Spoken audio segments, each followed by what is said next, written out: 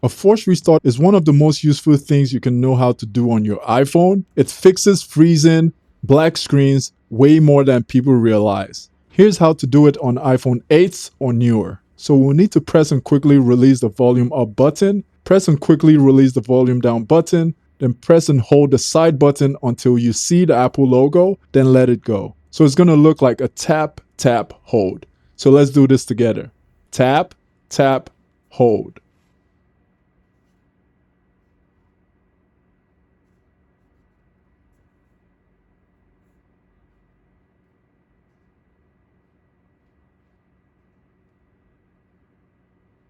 Then let it go. One thing worth knowing, this doesn't erase anything. It's not the same as factory reset. It's just forcing the phone to power off and back on, like restarting a computer. Your photos, apps, and messages are never touched. Bookmark this video because this is the first thing to try anytime your phone is acting up before you assume something's actually broken. If you try this and it doesn't fix what's going on, drop a comment below and tell me what's happening. I'll help you figure out the right next step.